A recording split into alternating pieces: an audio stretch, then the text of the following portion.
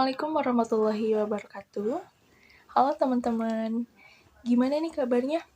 Insya Allah pada baik ya. Semoga kita selalu dalam keadaan baik, bahagia, dan juga terhindar dari hal-hal negatif.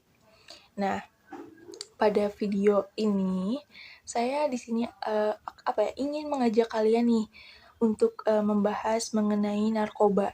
Saya yakin kalian sudah lebih tahu dibandingkan saya, tapi di sini saya ingin sharing sedikit mengenai narkoba, lalu ada pun jenis-jenis narkoba dan yang lainnya.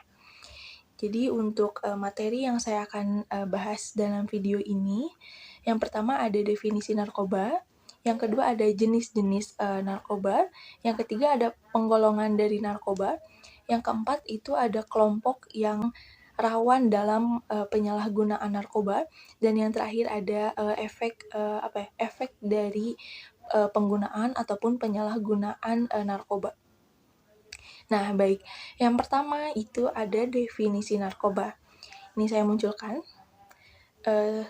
biar kalian sambil membacanya ya. Nah, jadi sesuai dalam Undang-Undang Nomor 35 Tahun 2009 tentang narkotika, bahwa pengertian dari narkotika atau narkoba ini yaitu zat atau obat yang berasal dari tanaman ataupun bukan tanaman, baik sintesis maupun semi sintesis, yang dapat menyebabkan penurunan atau perubahan kesadaran, hilangnya rasa, mengurangi sampai menghilangkan rasa nyeri. Lalu ada pengertian lain dari narkoba, yaitu bahan atau zat aktif yang mempengaruhi kondisi kejiwaan atau psikologi seseorang, seperti pikiran, perasaan, dan perilakunya, serta dapat menimbulkan ketergantungan secara fisik maupun psikologis. Jadi, intinya narkoba ini bahan atau zat aktif gitu ya. Sebenarnya itu kalau misalkan digunakan oleh yang di dalam porsi yang benar itu baik manfaatnya, tapi kalau disalahgunakan itu dapat menimbulkan ketergantungan dan ya efeknya nanti saya jelaskan di akhir ya. Nah, selanjutnya yang kedua itu mengenai jenis-jenis narkoba. Saya akan menampilkan slide untuk pembahasannya. Ini saya tampilkan ya.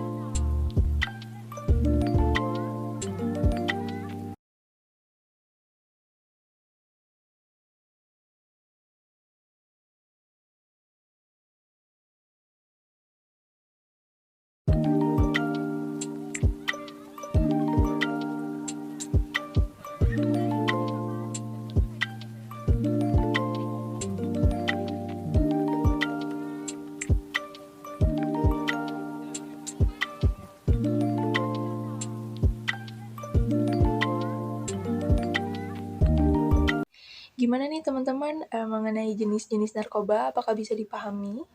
Insya Allah bisa ya.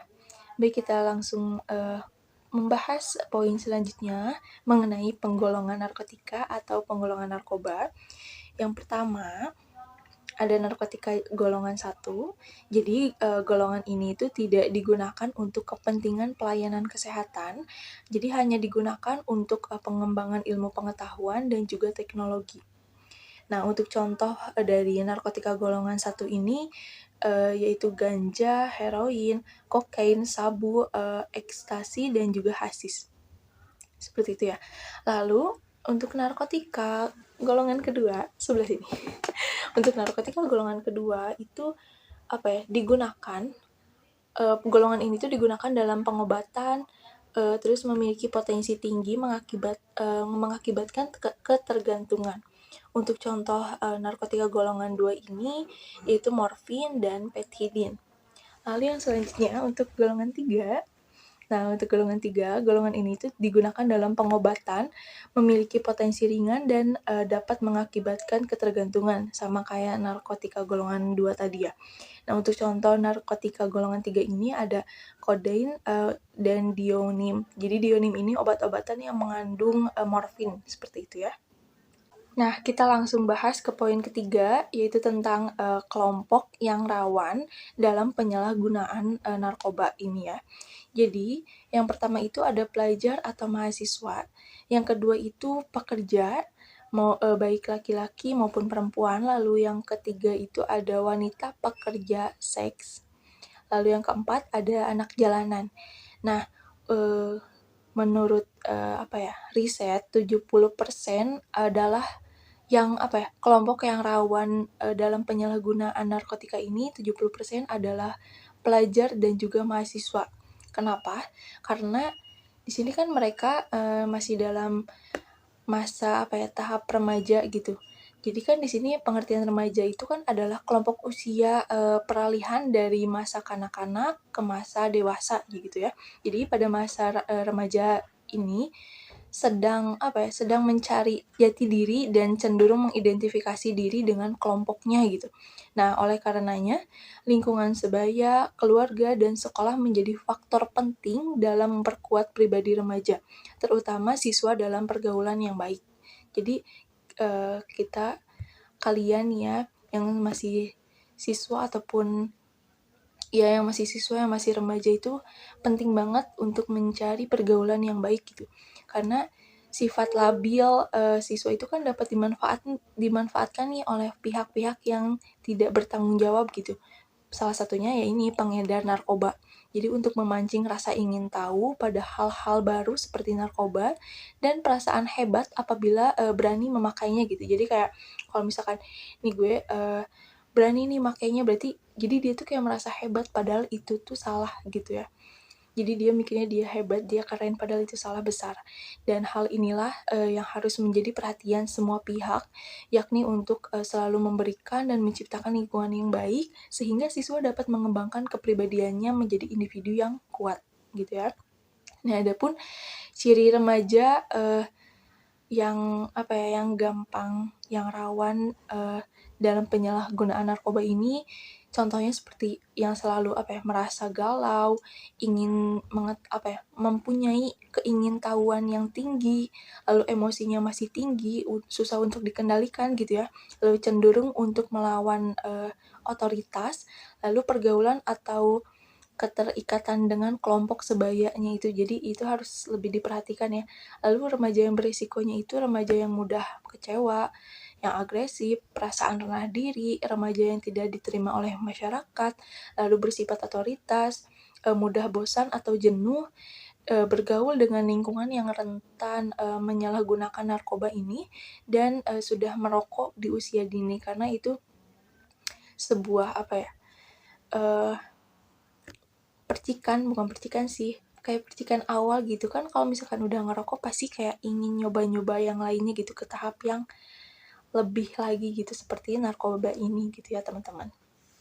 Nah, untuk pembahasan atau poin yang terakhir itu mengenai efek atau dampak dari penyalahgunaan narkoba ini ya. Nah, yang pertama ini ada efek narkoba dapat berupa depresan. Jadi maksud di sini, depresan di sini jadi menyebabkan pemakai merasa tubuhnya menjadi tenang sampai tidur tak sadarkan diri gitu. Nah, hal ini biasanya akan membuat pengguna merasa nyaman dan terbebas dari masalah sehari-hari. Nah, bagi siswa yang labil, hal ini sering dianggap sebagai solusi untuk melupakan masalahnya, sehingga timbul keinginan untuk terus menerus dalam kondisi ini. Karena kan seorang siswa pasti misalkan memikirkan tugas yang banyak, seperti itu kan pasti sedikitnya membuat stres gitu ya kepada dirinya gitu. Jadi bagi siswa yang ya itu pasti ingin mencoba menikmati narkoba ini untuk menghilangkan rasa stresnya itu gitu, dan itu digunakan terus-menerus dan itu sangat berbahaya ya. Lalu yang kedua itu dampak lain dari narkoba adalah sebagai stimulan. Nah, stimulan di sini yaitu kayak merangsang sistem syaraf pusat.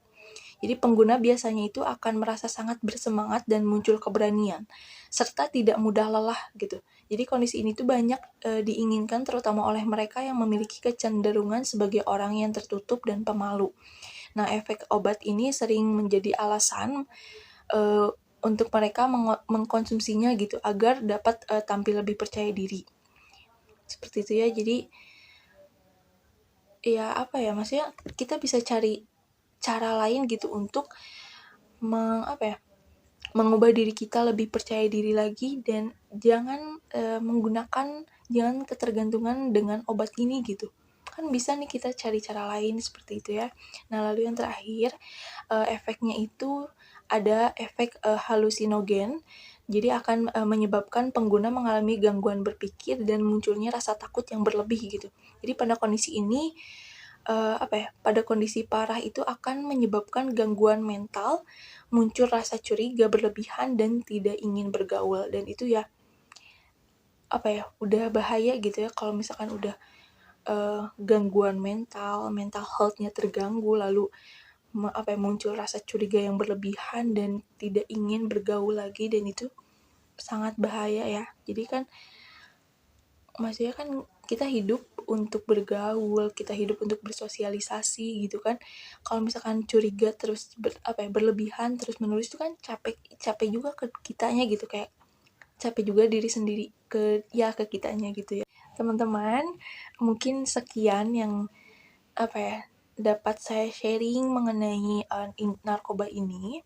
Jadi yang dapat saya simpulkan dari pembahasan narkoba yang sebelumnya tadi ini, bahwa keberadaan narkotika atau narkoba itu sesungguhnya lebih diperuntukkan bagi keperluan ilmu pengetahuan dan teknologi.